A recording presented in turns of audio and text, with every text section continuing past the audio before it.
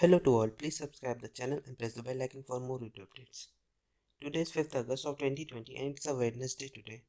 चलिए आज एनालिसिस शुरू करने से पहले कुछ क्वेश्चन पूछ लेते हैं, आप उनका जवाब कमेंट सेक्शन में बताएं और प्लीज़ हर कोई कमेंट करें, जो कोई भी वीडियो देखे तो कमेंट जरूर करें। चलिए पहला क्वेश्चन आता है, जो ईडी है इन्फोर्समेंट डायरेक्टरेट, वो पहले उसका नाम इन्फोर्समेंट यूनिट था, वो कब इस्टेब्लिश किया गया था, उसका ओरिजिन किस साल का है, आपको वो बताना है। इन्फोर्समेंट यूनिट का ओरिजिन किस साल का है और उसे इन्फोर्समेंट डायरेक्टरेट नाम कब दिया गया, ये क्वेश्चन का जवाब आपको कमेंट सेक्शन में बताना है। दूसरा क्वेश्चन आता है, द डिस्कवरी ऑफ इंडिया जो बुक है उसके ऑथर कौन है। द डिस्कवरी ऑफ इंडिया जो बुक है उसके ऑथर कौन है, आपको कमेंट सेक्शन में बताना है। तीसरा क्वेश्चन आता है, जो स्पेस एजेंसीज हैं, जापान और रशिया की जो स्पेस एजेंसी है, रशिया और जापान, उनके नाम बताने। जो रशिया और जापान की स्पेस एजेंसीज हैं उनके नाम आपको कमेंट सेक्शन में बताना है। चलिए आज के लिए शुरू करते हैं। अगर आपने चैनल को सब्सक्राइब नहीं किया है तो चैनल को सब्सक्राइब कर दें और प्लीज़ लाइक बटन जरूर दबा दें। और क्या कहते हैं, आप इस वीडियो को शेयर जितना हो सके उतना शेयर करें, किसी व्हाट्सएप ग्रुप या टेलीग्राम ग्रुप, या आप व्हाट्सएप में स्टेटस भी लगा सकते हैं, तो प्लीज़ शेयर जरूर करें। चलिए आज के लिए शुरू करते हैं। पहली न्यूज़ देखेंगे हम। पहली न्यूज़ आती है, Ayodhya awaits Modi's launch of Ram temple construction. कि जैसे आप सभी जानते हैं कि आज राम क्या कहते हैं अयोध्या में राम टेम्पल का क्या कहते हैं भूमि पूजन है। उस पर क्या कहते हैं हमारे पीएम और क्या कहते हैं आरएसएस के चीफ भागवत दोनों लोग क्या कहते हैं सेरेमनी को स्टार्ट करेंगे, ऐसे इसमें बताया गया इस न्यूज़ में। इसमें कहा गया है, जैसे हमने पता है हमें कि 28 साल पहले जब बाबरी मस्जिद डिमोलिश किया गया था कर सेवक के द्वारा, उसके बाद से ये कंस्ट्रक्शन ऑफ टेम्पल अब चालू हुआ है। उससे पहले डिस्प्यूट थे दोनों के बीच में। पिछले साल ही डिसीजन आने के बाद क्या कहते हैं वहाँ पे टेम्पल बनाने की क्या कहते हैं एग्रीमेंट वो आया, ऑर्डर आया, तो उसके बाद से आज उसका भूमि पूजन है। तो चलिए हम लोग देख लेते हैं ये राम टेम्पल और बाबरी मस्जिद इशू को क्या है ये, इसको हम लोग अलग से देख लेते हैं। आप हमारे टेलीग्राम चैनल को भी सब्सक्राइब कर सकते हैं, क्वेश्चन आर 247, ये डिस्क्रिप्शन पर दी लिंक से भी कर सकते हैं। बाबरी मस्जिद और राम मंदिर जो इशू है उसको देख लेते हैं। 1853 में the first record incident of violence over the Holi site. 1853 में सबसे पहला इंसिडेंट हुआ था जो कहते हैं वायलेंस का। नवाज वाजिद अली शाह जो अवध के थे, निर्मोही या Sindhu sect claim that the Hindu temple had been destroyed during Babur's time to build the mosque. कि उन्होंने कहा था कि हिंदू टेंपल वहाँ पे डिस्ट्रॉय किया गया है बाबर के समय में जब बाबर था, बाबर रूल था, तो उस समय मॉस्क बनाने के लिए हिंदू टेंपल को डिमोलिश कर दिया गया था। फिर 1984 में हिंदू को एक कमेटी बनाई गई जिसने spread the construction of Ram temple at the जन्मभूमि स्मारक। कि उन्होंने कहा उस कमेटी ने कि वहाँ हिंदू ग्रुप की वो कमेटी थी, उसने कहा कि वहाँ पे राम टेम्पल ही बनना चाहिए, जहाँ जन्मभूमि हुई है वहीं पे राम टेम्पल बनेगा। 1990 में वॉलंटियर्स ऑफ द वीएचपी जो है उसने पार्टली डैमेज द मॉस्क, उन्होंने मॉस्क को डैमेज किया काफ़ी ज़्यादा। फिर 6 दिसंबर 1992, ये कोई नहीं भूल सकता इस डेट को, जब क्या कहते हैं हिंदू कार सेवक जो हैं वॉलंटियर्स, उन्होंने बाबरी मस्जिद को जो 16th सेंचुरी की बाबरी मॉस्क थी उसको डिमोलिश कर दिया जो अयोध्या में थी। ये डे सबको याद है, लगभग सभी को याद रहता है।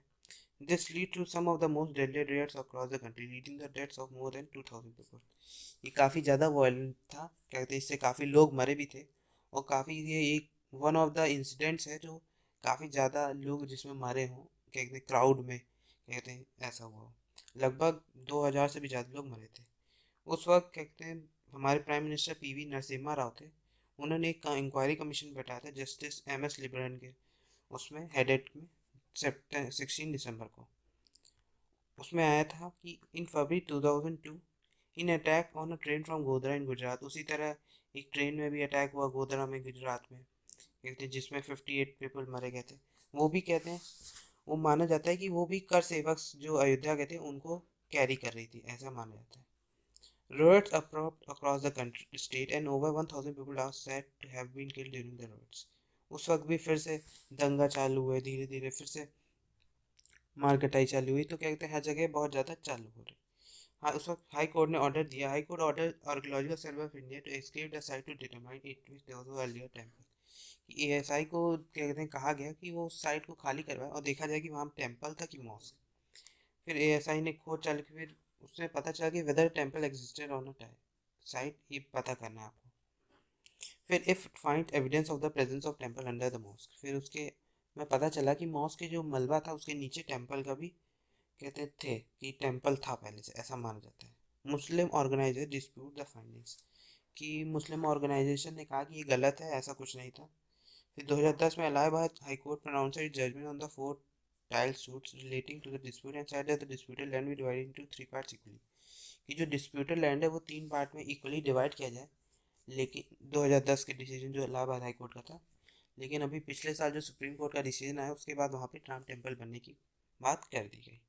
चलिए अगली न्यूज़ देखते हैं हम लोग। अगली न्यूज़ आती है Trump bars H1B visa holders from federal jobs, कि ये इसलिए किया गया, मैक्सिमम जो H1B वीज़ा हमने पहले भी देखा, जून 24 जून से इम्प्लीकेट कर दिया गया है कि कहते हैं जो H1B वीज़ा वाले होल्डर्स थे, इसलिए किया गया जो अमेरिकन से उनके ऊपर, क्योंकि वो लोग जॉब से हटाए जा रहे थे क्योंकि चीप फॉरेन लेबर्स मिल नहीं पा रहे थे, तो इसीलिए ऐसा किया गया है।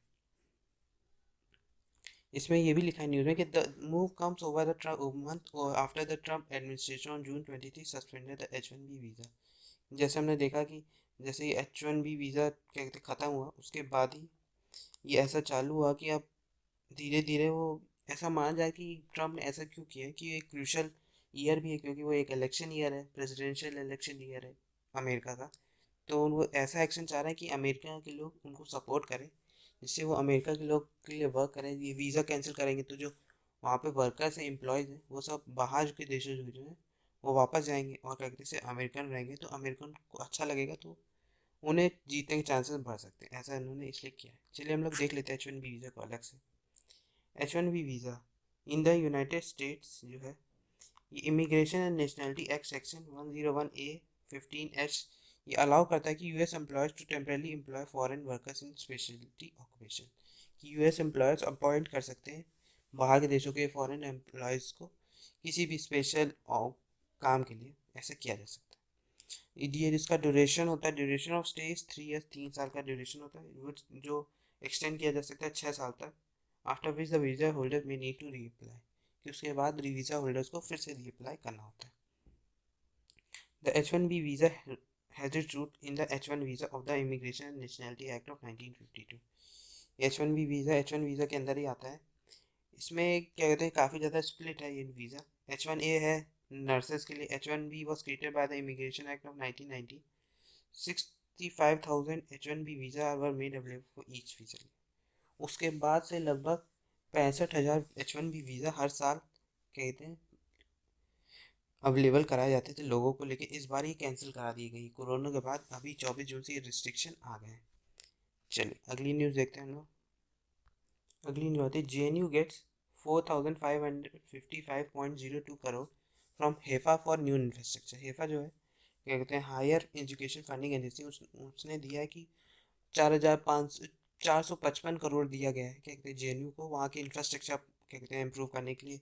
हॉस्टल हो गया या क्या कहते हैं बिल्डिंग्स हो गई या रिसर्च सेंटर्स या वहाँ पे कुछ इंटरप्राइजेज और प्लान कोई किसी चीज़ के लिए जो कॉलेज के लिए यूनिवर्सिटी के लिए हेल्पफुल हो, उन तरह की बिल्डिंग बनाने के लिए, इंफ्रास्ट्रक्चर बनाने के लिए ये पैसा दिया गया है। चलिए देख लेते हैं हम लोग हेफा होता क्या है।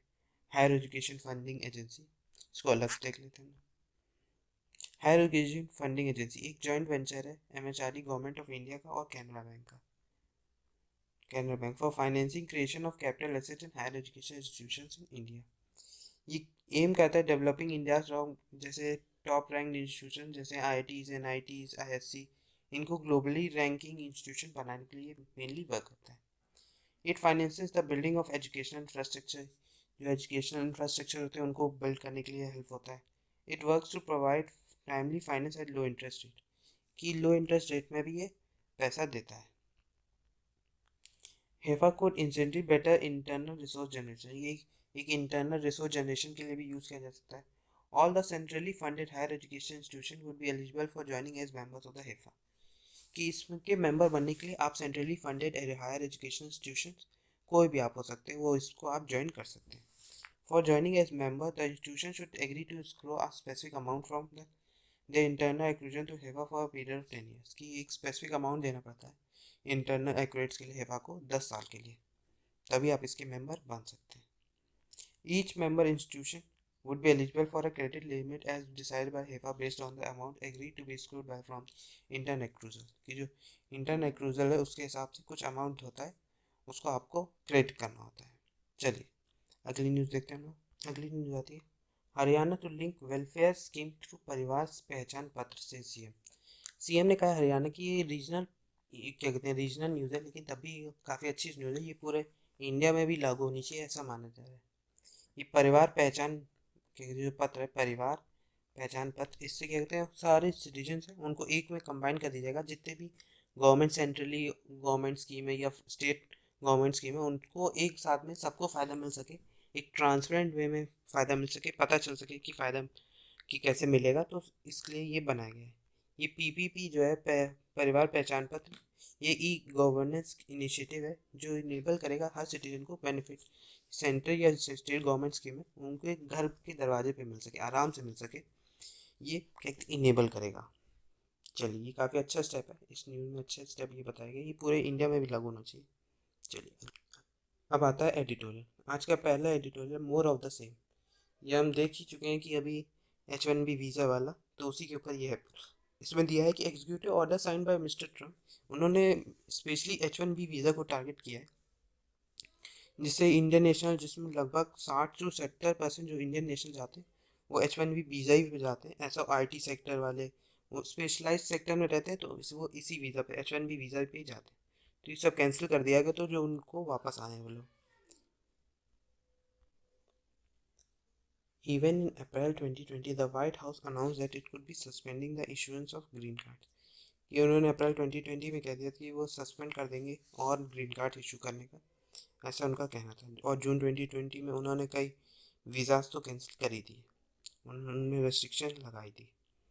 इसमें ये भी दिया है कि the to describe the US government response to the pandemic crisis as debit, bumbling and wrong-headed, God be generous. There is high possibility that voters may punish President Trump on November 3, 2020।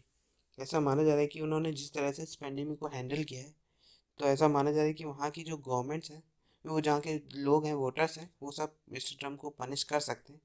जो presidential election इस साल है नवंबर में जो होना है, उसमें उनको पनिश किया जा सकता है, उनको हराया जा सकता है, ऐसे इसमें कहा गया। Bitter polarization is a perennial trait of the political landscape of the US, but it has rarely ever been as exacerbated in the last 4 years। क्या कहते हैं, ये बहुत कम ही देखा जाता है, लेकिन तब भी ये पॉलिटिकल लैंडस्केप है पूरे यूएस का, ऐसा माना जाता है। चलिए, अगला एडिटोरियल देखते हैं हम, लैंग्वेज ऑफ यूनिटी। ये 3 लैंग्वेज फॉर्मूला पे है। चलिए, हम लोग पहले 3 लैंग्वेज फॉर्मूला क्या होता है ये देख लेते हैं। 3 लैंग्वेज फॉर्मूला, जैसे पहली लैंग्वेज हो गई मदर लैंग्वेज या रीजनल लैंग्वेज, सेकेंड लैंग्वेज हो गई हिंदी स्पीकिंग स्टेट्स और हो गए, या it will be other modern language Indian language जैसे इंग्लिश। और जो Hindi speak in non Hindi speaking है, उनमें हिंदी या इंग्लिश। थर्ड लैंग्वेज होती है in Hindi speaking state, it will be English और मॉडर्न इंग्लिश लैंग्वेज। जो हिंदी स्पीकिंग स्टेट है, पहली लैंग्वेज हो गई जो मदर लैंग्वेज, दूसरी हिंदी, तीसरी हो गई जो अदर मॉडर्न लैंग्वेजेस जैसे इंग्लिश हो गई। और जो नॉन हिंदी स्टेट्स हैं उनमें भी इंग्लिश या कोई और मॉडर्न इंडियन लैंग्वेजेस। इसका नीड क्या है ये देख लेते हैं। The committee report observe that learning language आज important part of a child's cognitive development, की जो लर्निंग नई तरह की लैंग्वेज, कई लैंग्वेज सीखने से क्या कहते हैं, चाइल्ड का इंप्रूवमेंट होता है, डेवलपमेंट और अच्छी तरह से होता है, इसमें ये माना जा रहा है, कमेटी का रिपोर्ट है। The primary aims to promote multi language and national harmony, national harmony के लिए और मल्टी लैंग्वेजेस लोग पता चले, तो इसलिए भी ये हेल्पफुल है। इसके इशू क्या है, कि इसमें इशू क्या आता है कि जैसे हमने देखा कि तमिलनाडु, पुडुचेरी, त्रिपुरा है, ऐसी स्टेट है जहाँ पे जो हिंदी पढ़ने वाले लोग हैं वो तैयार नहीं है। Hindi speaking state did not include and south Indian language, जैसे साउथ इंडियन स्टेट्स हैं वो हिंदी इंक्लूड नहीं करना चाहते, और जो हिंदी स्पीकिंग स्टेट्स हैं वो क्या कहते हैं, साउदर्न लैंग्वेज इंक्लूड अपने सिलेबस में नहीं करना चाहते। The state government often do not have adequate resources to implement the 3 language formula. State government के पास भी इतना रिसोर्सेज नहीं है या इतने एडमिनिस्ट्रेटर नहीं है कि वो 3 लैंग्वेज फॉर्मूला क्या कहते हैं फॉर्मुलेट कर सके, इम्प्लीमेंट कर सके। The inadequacy of resources perhaps the most important aspect of challenge, कि रिसोर्सेज की कमी ही सबसे बड़ा क्या कहते हैं एक चैलेंज है ये 3 लैंग्वेज फॉर्मूला प्रोवाइड करने के लिए। आर्टिकल 29 जो कॉन्स्टिट्यूशन है वो प्रोटेक्ट करता है इंटरेस्ट ऑफ माइनॉरिटी, वो माइनॉरिटीज़ के इंटरेस्ट को प्रोटेक्ट करने के लिए होता है। Article 343 is about the official language of the union of India. Article 343 बताता है कि हमारी ऑफिशियल लैंग्वेज ऑफ इंडिया क्या है, वो जो हमारी हिंदी है उसे ऑफिशियल लैंग्वेज ऑफ इंडिया बताता है। आर्टिकल 346 बताता है कि official language for communication between the states and between a state and the union, क्या कहते हैं कि ऑफिशियल की आर्टिकल 346 कहता है कि जो कम्युनिकेशन होना चाहिए स्टेट्स के बीच में वो भी ऑफिशियल लैंग्वेज में होना चाहिए और स्टेट और यूनियन के बीच में ऑफिशियल लैंग्वेज में ही बात होनी चाहिए। आर्टिकल 347 कहता है कि gives the president the power to recognise the language as official language of a given state provided that the president is satisfied that a substantial proportion of the state desired that the language be recognized। कहते हैं किसी भी language को official language किसी भी state की बनाई जा सकती है, प्रेसिडेंट बना सकता है अगर वो देखे कि वहाँ पे एक गुड अमाउंट में वहाँ के स्पीकर हैं उस लैंग्वेज के, तो ऐसे कर सकते हैं उनकी प्रॉफिट के लिए। Article 350 A facilitate for instruction in mother language of the primary stage की, वो कहता है फैसिलिटेट करता है कि मदर लैंग्वेज में जब बच्चा छोटा हो प्राइमरी स्टेज में हो तो उसे मदर लैंग्वेज में सिखाया जाए। आर्टिकल 350 बी कहता है establishment of a special officer for linguistic minorities, कि एक स्पेशल ऑफिसर को अपॉइंट किया जाए लिंग्विस्टिक माइनॉरिटीज़ के लिए। आर्टिकल 351 कहता है कि gives power to the union government to issue a directive for development of the Hindi language, कि यूनियन गवर्नमेंट एक डायरेक्टिव इशू करे जिससे हिंदी लैंग्वेज को प्रमोट किया जा सके। 8th schedule of the constitution of India contains a list of 22 language recognise schedule language, की जो 8th शेड्यूल है कॉन्स्टिट्यूशन का वो 22 लैंग्वेज को रिकॉग्नाइज शेड्यूल जो लैंग्वेजेस हैं उनमें इंक्लूड करता है। चलिए अब देखते हैं एडिटोरियल में क्या दिया है। एडिटोरियल में दिया है कि जो 3 लैंग्वेज फॉर्मूला है उसको तमिलनाडु के चीफ मिनिस्टर जो इदापति के पलाना स्वामी है उन्होंने कहा कि ये एजुकेशन जो न्यू एजुकेशन पॉलिसी है उसमें जो 3 लैंग्वेज फॉर्मूला है वो सही नहीं है, उससे हमें फ़ायदा नहीं है। यहाँ के लोग ये नहीं चाहते कि हिंदी वहाँ पे पढ़ाई जाए। इसमें ये भी लिखा है yet in the NEP approved by the union cabinet last week it choose to push for 3 language formula. क्या कहते हैं जो पहले हमने पिछले साल जो पहले हुई भी थी उसमें भी मल्टी लिंग्विज्म के लिए था, नेशनल यूनिटी के लिए था, लेकिन यहाँ के लोग हिंदी नहीं सीखना चाहते, ऐसा इसमें कहा गया। इस पूरे न्यूज़ में यही बताया गया। इसमें यह भी कहा गया कि Tamil Nadu accounted for 73% of active Hindi प्रचारक, जो तमिलनाडु वहाँ पे 73% एक्टिव प्रचारक हैं, लेकिन तब भी वहाँ पे लोग हिंदी को उतना प्रमोट नहीं करते। Out of necessity many in the state have picked up conversational Hindi to engage with the migrant population that feeds the labour need from factories to the hair salons, के जो लेबर्स होते हैं वहाँ पे जो उनसे बात करने के लिए भी लोग यूज़ करते हैं हिंदी को। Only compulsion is met with resistance. India's federal nation and diversity demand and no regional language is given supremacy over another. क्या कहते हैं कि इंडिया के एक फेडरल नेचर के होने की वजह से कहते हैं कोई लैंग्वेज इतना ज़्यादा सुप्रीमेसी नहीं पा पाती किसी और लैंग्वेज से। कहते हैं वहाँ पर हमारे यहाँ रीजनल लैंग्वेजेस को उतनी सुप्रीमेसी नहीं मिल पा रही, ऐसा इसमें कहा गया है। चलिए अगली न्यूज़ देखते हैं। अगली न्यूज़ आती है ahead of the FATF meet India to highlight Pakistan in action. जो पाकिस्तान का इन एक्शन है उसके ऊपर ये कि FATF का जो था फाइनेंशियल एक्शन टास्क फोर्स, उसमें कहा गया इस वक्त पाकिस्तान ग्रे लिस्ट में है, लेकिन अगर उसने लिमिट कहते फुलफिल नहीं की तो ब्लैक लिस्ट में भी जा सकता है, तब उसकी फंडिंग रोक दी जाएगी और फिर उसे कहते हैं बहुत ही ज़्यादा दिक्कतें होंगी, इसलिए उसे ग्रे लिस्ट में रहना ही चाहिए, ऐसे इसमें कहा गया। जैसे हमने देखा है कि उसकी जैसे इंसिडेंट है जैसे उसने किया है इंडिया के खिलाफ, जैसे पुलवामा अटैक हो गया, 26/11 अटैक हो गया, या डेनियल पर्ल केस हो गया, तो इन सब से लगता है कि पाकिस्तान को ब्लैक लिस्ट में ही जाना चाहिए, ऐसे इसमें कहा गया। चलिए देख लेते हैं FATF क्या होता है। FATF है फाइनेंशियल टास्क फोर्स। ये फाउंड किया गया था 1989 में। एक इनिशिएटिव था GN countries for developing global policy that combat money laundering and financial for terrorism activities को रोकने के लिए, उनकी जो होती है फाइनेंसिंग उनको रोकने के लिए बनाया गया था। FATF plenary year begins in the, इसका प्लेनरी ईयर जो होता है वो जुलाई में चालू होता है एवरी ईयर और मंथ ऑफ जून में ख़त्म होता है। Every year, a total of 3 plenary working group meetings of the FA conducted in the months of October, February and June। इसकी 3 मीटिंग हर साल होती है, अक्टूबर में होती है, फरवरी और जून में। For the FATF year from 1st July 2019 to 30 June 2020, China has the presidency of FATF। China के पास प्रेसिडेंसी थी FATF की। Germany will take over the presidency of FATF until 30 June। और उसके बाद जर्मनी इसकी प्रेसिडेंसी FATF की ले लेगा, फाइनेंशियल एक्शन टास्क फोर्स। चलिए आज के लिए इतना ही। Thank you very much. अगर आपने चैनल को सब्सक्राइब नहीं किया है तो चैनल को सब्सक्राइब कर दें और प्लीज़ लाइक बटन जरूर दबा दें। और जो क्वेश्चन शुरुआत में पूछे थे आप उनका जवाब कमेंट सेक्शन में जरूर कह दें। चलिए थैंक यू वेरी मच।